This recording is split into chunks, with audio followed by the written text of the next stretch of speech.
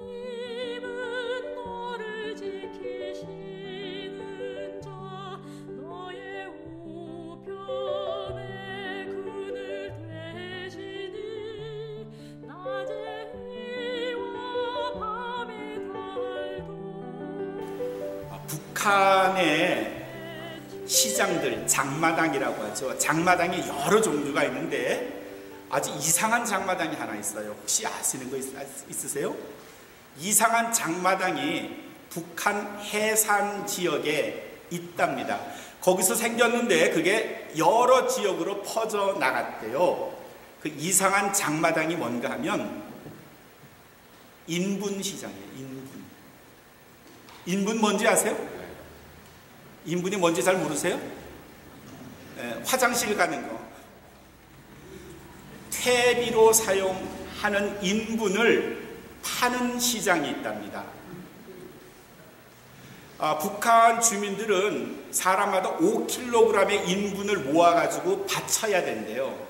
왜냐하면 북한 땅에는 비료가 없기 때문에 퇴비를 사용하는데 짐승수도 현저하게 없고요.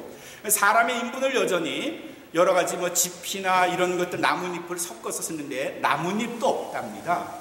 그러니까 거의 그 인분을 썩여서 그걸 퇴비로 사용하는데 5kg씩 의무적으로 내야 되는데 그걸 내기가 그렇게 쉽지가 않대요. 식구수가 많으면 그만큼 더 많이 모아야 되는데 모으지 못하면 인분 시장에 가서 사는데 그게 해산 땅에 처음 생겼대요. 그래서 손수레 하나만큼의 인분을 사는데 북한 돈 2만 원을 지불해야 된답니다. 달러로 치면 한 3불 정도밖에 안 되는 것 같아요. 비싸지는 않지만 북한 사람들에게 적지 않은 돈이고요. 그리고 상상해 보세요. 인분을 산다는 걸 한번 상상해 보세요. 근데 이게 이런 일 때문에 아주 이상한 에피소드도 있답니다. 어떤 거 하면 밖에 나가서 아무리 급해도 아무 집에 가서 그걸 해결하지 않고 반드시 어떻게 해야 된다? 자기 집에 가야 되는 거예요. 반드시 자기 집에 가서 해야지 자기들 할당량을 맞출 수가 있고요. 심지어는 이걸 이웃집에서 훔치러 다니는데요. 그래가지고 밤에는 지켜야 된대요. 지금 이게 북한의 이야기고요. 현실이에요. 그러니 이것 하나만으로도 좀 우리가 현대사회, 한국 땅에서 태어났고 미국 땅에서 태어나고 혹은 미국에서 사는 것, 그거 참 감사할 일이에요. 근데 별로 감사하다는 생각 안 드시죠? 감사보다는 우리가 당해서 뭐 이래, 왜 세상이 이런 거야, 이런 식의 불만이, 이런 원망이 늘 우리 마음속에 가득한 거 아닐까요? 왜 정부는 요거밖에 안 해주는 거지? 왜 이런 거지? 왜 내 인생은 요 모양이지? 왜 우리 집은 이런 거지? 왜 남편, 내 아내는 왜 요 모양 요 꼴이지? 혹시 이런 생각 가지고 살지 않으세요? 지난주에 이런 거 가지고 혹시 나 자신과 싸우고 내 가족과 싸우고 뭐 이런 일 없으셨어요? 내가 하는 일은 왜 요 모양이지? 왜 나는 한 달에 요거밖에 못 받는 거지? 뭐 이런 불평 안 하셨어요?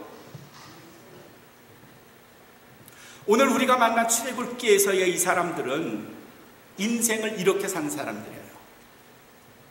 그 사람들은 누군가 하면 430년 동안 바로 밑에서 이집트 땅에서, 다른 말로 하면 타양이고요, 신분으로 말하면 노예고요, 그들의 삶으로 말하면 자유를 잃은 사람들. 하나님이 그들을 극적으로 구해 주셨어요. 누구를 통해서? 모세를 통해서. 그리고 그들을 하나님께서 젖과 꿀이 흐르는 하나님의 미리 준비하신 땅 가나안으로 인도해 주셨어요. 그 인도해 가는 과정이 한 43년쯤 돼요. 근데 그 40여 년 그들이 가나안 땅에 가는 광야 생활하면서 그들의 인생을 한마디로 말하면 그들은 불평과 원망의 사람들이었다, 이렇게 말할 수 있어요. 불평과 원망의 사람들. 그들이 누구냐? 이스라엘 백성들이에요. 출애굽기 14장엔 마침내 이스라엘 백성들이 이제 하나님 앞에서 손을 번쩍 든 바로의 칼날을 피해서 이집트를 탈출하는 장면이에요. 그들이 모세의 인도하에 열심히 이제 가나안 땅으로 가는데 그들을 풀어준 바로가 생각하기에 화가 나거든요. 붙잡아야 할 것 같아요. 군대를 다시 보냈어요. 막 마차를 타고 말을 타고 이스라엘 백성들을 쫓아가요. 한참 이스라엘 백성들이 가다 보니까 뒤에서 흙먼지가 날리고요. 자기를 채찍질하고 칼로 휘두르던 바로의 군대가 뒤쫓아왔어요. 그럴 때 그들이 하나님 했으면 좋았을 텐데 그게 아니라 하나님과 모세를 향하여 원망했다. 14장 11절 11절에는 우리가 갈 곳이 없어서 우리를 묻을 곳이 없어서 우리를 지금 이곳 광야에까지 데려왔네라고 이스라엘 백성들이 하나님과 모세를 원망했다 그랬어요. 우리의 매장지가 없어서 우리를 이까지 데려 광야에서 죽게 하느냐라고 불평하는 거예요.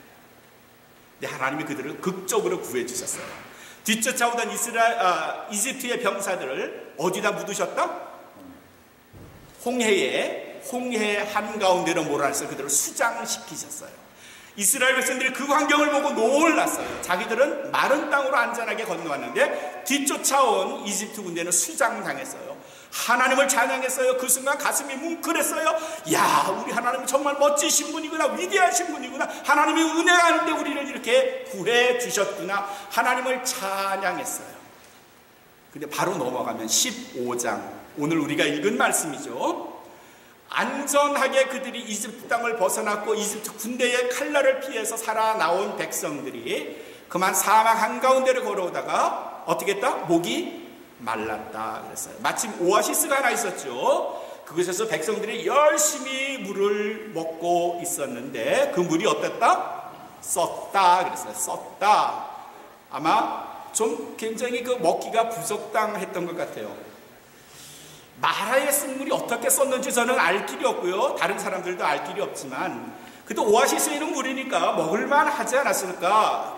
목말랐으니까 그래도 먹을만 했었을 것 같은데 그 백성들이 겨우 우리에게 주는 물이 요거밖에 안 되느냐?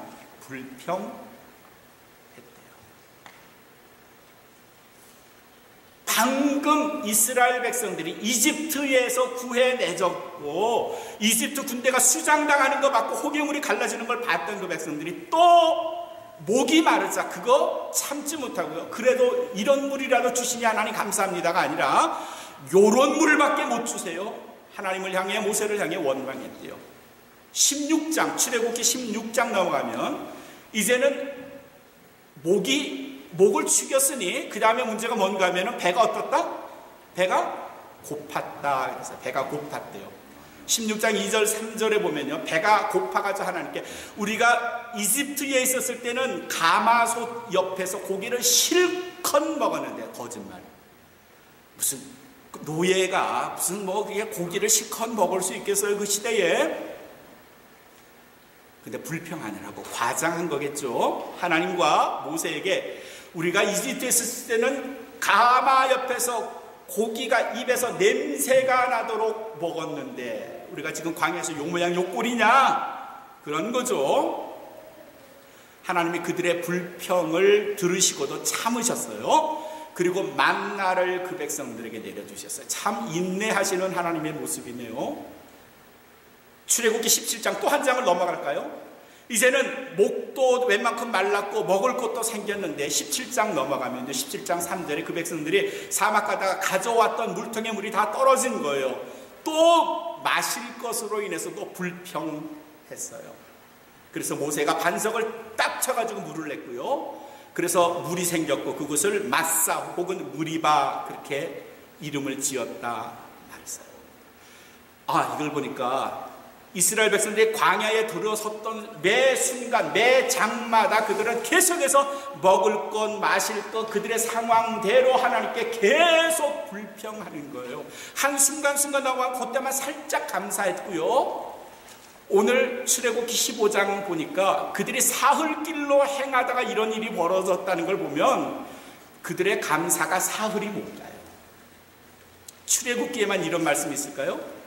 이스라엘 백성들의 광야 생활을 기록한 책이 출애굽기와 민수기에 주로 많고요. 레위기도 물론 있지만 레위기에는 하나님의 율법에 관한 내용의 말씀이 많아요. 민수기에도 보면 이스라엘 백성들의 불평이 끊임없이 이어지는데 민수기 11장 1절에 무슨 내용인지 정확히 알지 못하지만 그들이 악한 말로 여호와를 원망했다 그랬어요. 그래서 하나님께서 그들의 원망을 더 이상 견디지 못하시고 그들에게 불을 내리셔서 그들의 텐트를, 그들의 막사를 태우셔서 그곳을 사람들이 기억하게 그곳의 이름을 다베라라 그렇게 이름을 지었다는 내용이 있어요. 11장 1절에 이런 그들의 불평에 대한 하나님의 반응이 즉각적으로 나타났음에도 바로 한 3절쯤 넘어가면 11장 4절 5절에 그들이 또 하나님께 불평을 합니다. 겨우리가 먹는 게, 이 광야에서 먹는 게 이 만나밖에는 없습니까? 이것밖에는 우리가 먹을 수 없습니까? 다른 거 주실 수 없어요 하나님? 우리가 좀 다양한 다른 음식을 먹고 싶은데요, 고기를 씹고 싶어요 하나님. 그래서 하나님 뭘 주셨어요? 메추라기를 주셨어요. 참고 하나님의 인내가 엿보이는 장면입니다. 그리고 민수기 13장 넘어가면 이스라엘 백성들 불평의 가장 맥시멈, 가장 극대화된 장면이 나옵니다. 12명의 정탐꾼을 보내셨죠. 가데스 바네아라는 곳입니다. 그리고 12명의 정탐꾼이 40일간 가나안 땅을 정탐하고 내려왔는데 그 중에 10명이 긍정적인 보고를 했나요? 부정적인 보고를 했나요? 네, 부정적인 보고를 했어요. 그 부정적인 보고를 들었던 이스라엘 백성들이 민수기 14장 2절 3절에 가면요, 그들이 화가 머리 끝까지 쳐밀어서 하나님, 우리를 이 땅에서 죽게 하려고 이곳에 데려왔습니까? 차라리 이집트로 돌아가는 게 더 낫지요. 왜 우리를 여기다 데려놓으셨어요?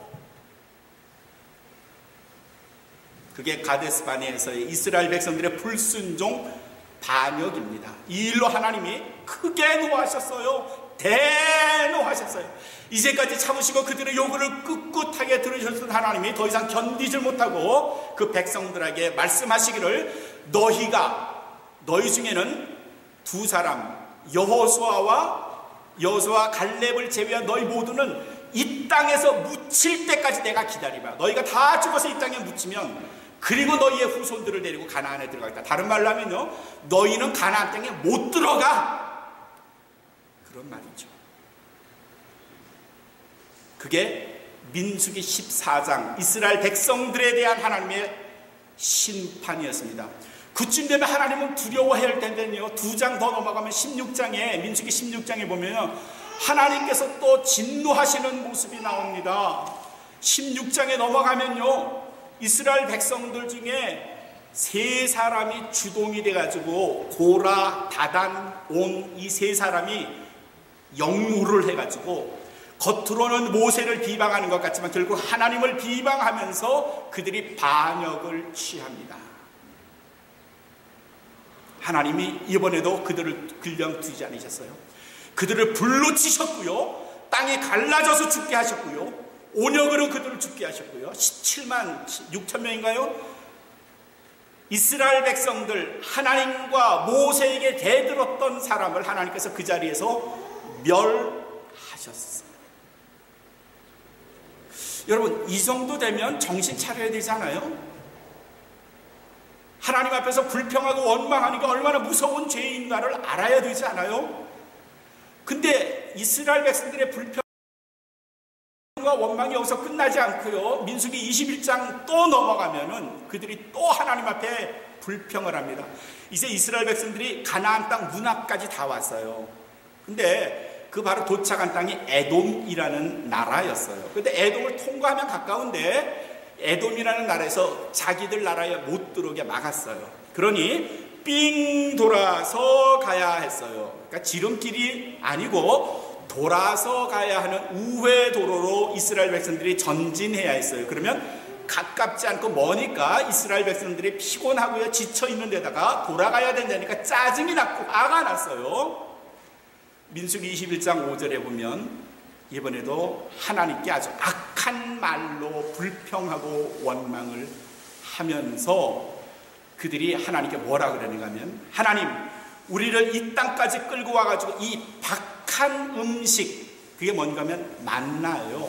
이 박한 음식을 먹게 함으로 우리를 여겨서 죽게 만드는 겁니까? 만나가 어떤 생명, 어떤 거예요? 어떤 음식이에요?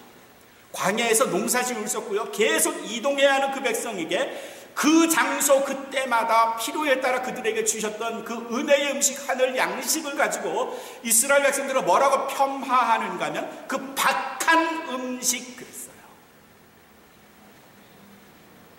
하나님이 그걸 그냥 두지 않으시고요. 그 백성들에게 불뱀을 보내셨어요.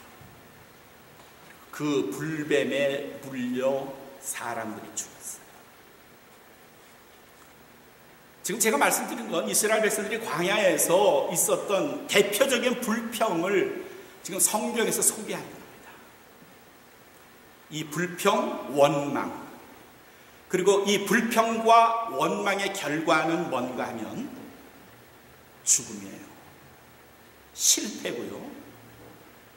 그들이 이스라엘 백성들이 원망하고 불평했던 사람들이 가나안 땅에 들어가지 못하고 광야에서 다 죽고 그 땅에 묻히고 말았어요. 그냥 한마디로 말할까요? 원망과 불평은 하나님의 복을 걷어차는 일이다. 원망하는 일, 불평하는 일은 하나님의 은혜를 걷어차는 일이고 하나님 은혜의 문을 스스로 닫아버리는 일입니다. 아멘. 그래도 불평하시겠어요? 그래도 원망하시겠어요? 우리가 즐겨 부르는 찬양 중에 그랬죠. 왜 나만 겪는 고난이냐고. 그 다음이 뭐죠? 원망하지 마세요.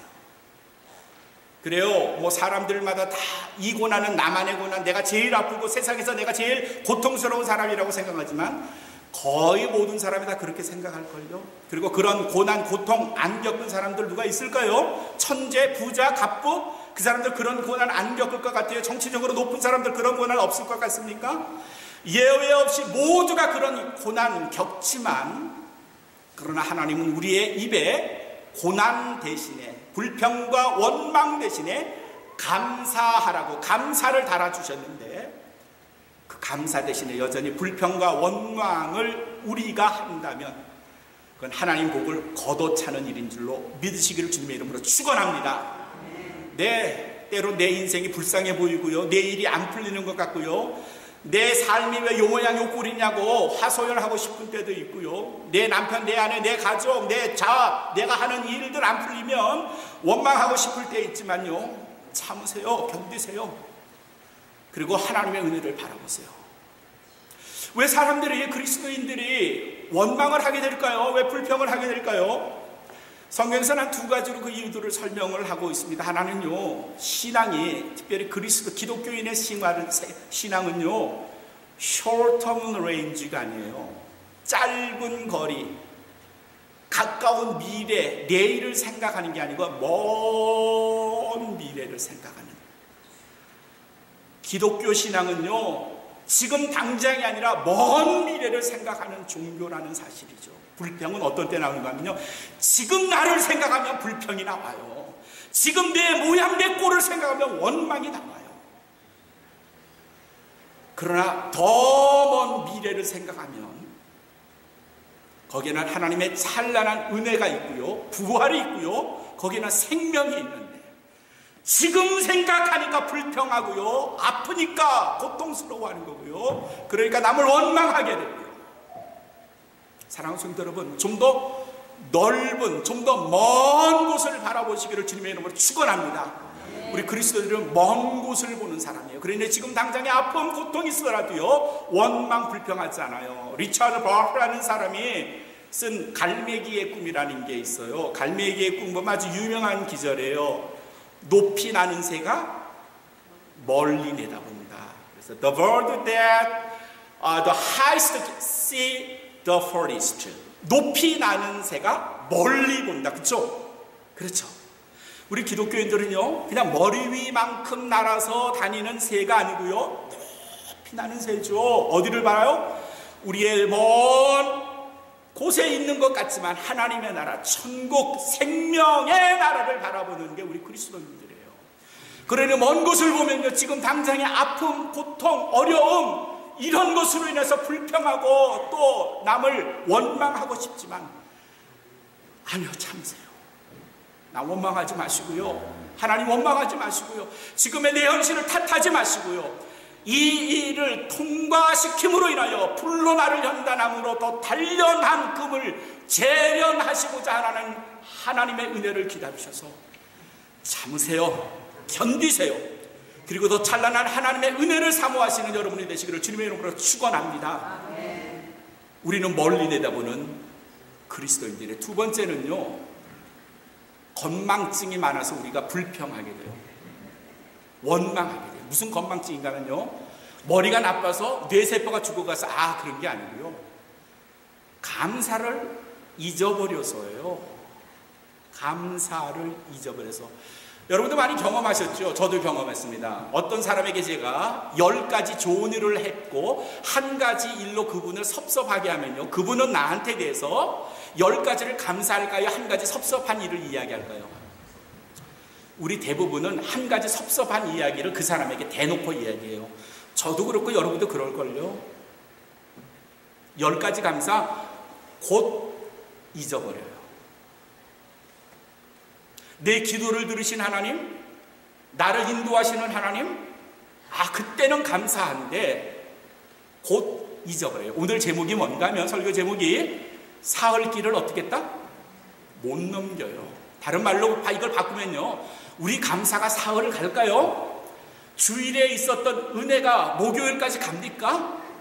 수요일날 감사했던 게 그 다음 주일까지 연장이 되나요? 아니요. 중간에 뭔 일 있으면 그 하나 가지고 잠 못 자고요, 전화해야 되고요, 사람들한테 말해야 되고요. 감사는 쉬 잊어버리고요. 그러나 불쾌하고 불평하는 것들은 내 마음 전체를 점령하고 있네요. 감사가 얼마나 오래 갈까요? 얼마나 감사를 오래 간직하세요? 감사의 수명과 불평의 수명을 한번 재보시겠어요? 무게를 달아보시겠어요? 어떤 게 더 무거울까요? 네, 우리 대부분은 불평이 더 무겁습니다. 10가지 어떤 권사님이 제게 잘해줘도요, 한 가지 잘못한 거 가지고 제가 그걸로 그분을 나쁘게 평가하는 일은 다반사예요. 다반사. 하나님이 10가지 은혜를 내게 주셨는데 한 가지 내 기도를 안 들어주셨다고 그 하나님을 원망하는 일이 우리 인생에, 내 삶에 얼마나 많은지 모르고요. 오늘 말씀 속에 등장하는 이스라엘 백성들, 그들이 목마를 때 물을 주시고 배고플 때 만나와 메추라기를 주시고 그들이 쫓길 때 그들의 적을 막아 주셨던 하나님이신데도 불구하고 그들의 감사는 그리 오래 가지 못했고요. 조그만 거, 작은 거, 쓴 거, 모자라는 거, 부족한 거, 맛없는 것 가지고 이스라엘 백성들은 끊임없이 complain.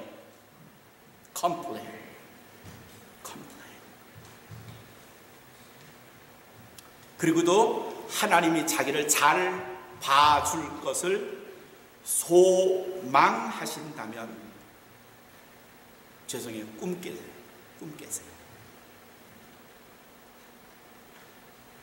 불평과 원망의 결과는 뭔가 하면요, 하나님 은혜의 문을 차단하는 거고요, 광야에 묻히는 거고요, 가나안 땅에 못 들어가는 거예요.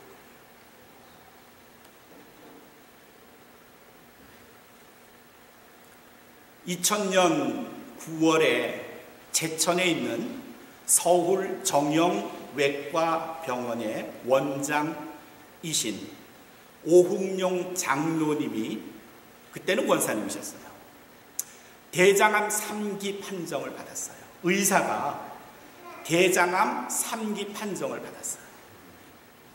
거의 사형 선고였고요. 내가 죽겠구나. 근데 5년 전에 그때 7개월 됐던 자기 딸이 폐혈증으로 의사가 죽을지도 모릅니다 했었어요.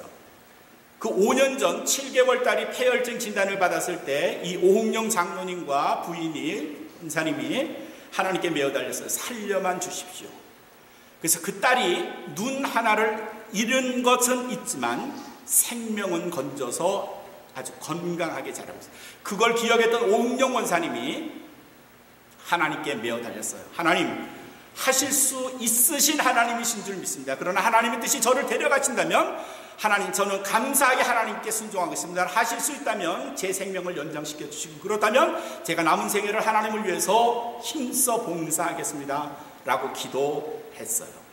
그리고 여러 가지 약물 치료도 했고요, 여러 가지 항암 요법도 의사가 하라는 대로 했고요. 1년을 그렇게 했었습니다. 그 다음에 2001년 8월 달에 그가 항암 치료를 다 받고 기진맥진에 있었을 때 어떤 분이 네팔 선교를 간다는 소리를 들었어요. 그래서 옥영 권사님이 끙끙 누워 있으면서도 그 네팔 선교 간다는 말에 자기도 가야 되겠다고 생각했어요. 기운도 없고 가면 안 된다고 주위에서 말렸지만 의료 지원단으로 네팔 선교를 쫓아갔어요. 누가? 지금 암 선고 받은 의사가 간 거예요. 아무것도 못할 줄 알았는데 끊임없이 찾아오는 네팔 사람들을 그리스도의 사랑으로 맞아주며 진단해주고 치료해주고요. 그리고 왔어요.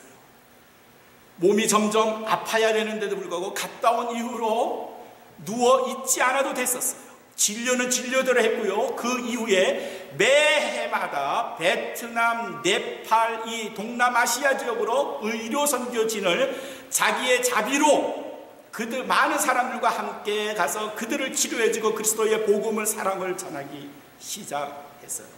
1년에 한 번 하던 걸 1년에 2번 하기 시작했고요. 그러고 나서 암이라는 게 자기 몸에서 찾을 수 없게 됐고요. 주변에 있는 교회들에서 간증해달라고 부탁을 해서 이 교회 저 교회 다니면서 그리스도를 전하게 됐고요.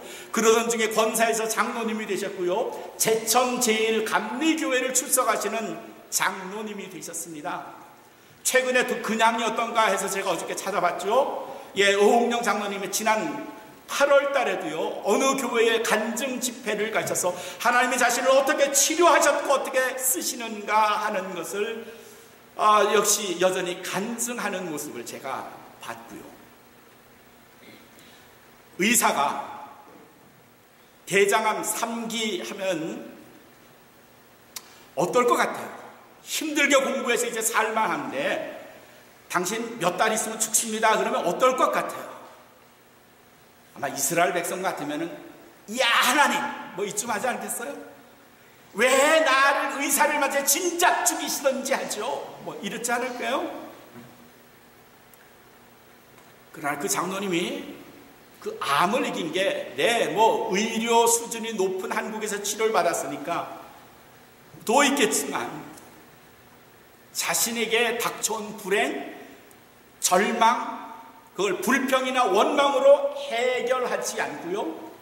어차피 나는 이 땅에서 영원히 사는 게 아니라 하나님 나라로 사는 거니까 더 높은 차원에서 자신의 병, 자신의 현실을 생각했기에 불평과 원망 대신에 감사를 했고요.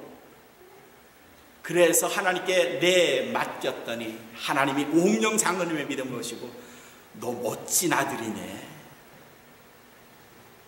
치료해 주신 거 맞잖아요. 교인들 중에도 원불교에 다니시는 분들이 있어요. 혹시 여러분 원불교 다녀보셨어요? 원불교. 제가 알기로는 여러분들 거기 다니셨다는 걸로 알고 있어요. 원불교. 원왕과 불평의 교인, 원불교인이에요. 확실히 망하는 법이 있습니다. 아주 확실하게 망하는 사람이 있습니다. 그 망하는 법을 제가 알고 있거든요. 불평하시고요. 원망하세요. 인간관계 확실히 망가집니다. 하나님과의 관계 확실하게 깨집니다. 미래에 대한 하나님 나라에 대한 비전 확실하게 사라집니다.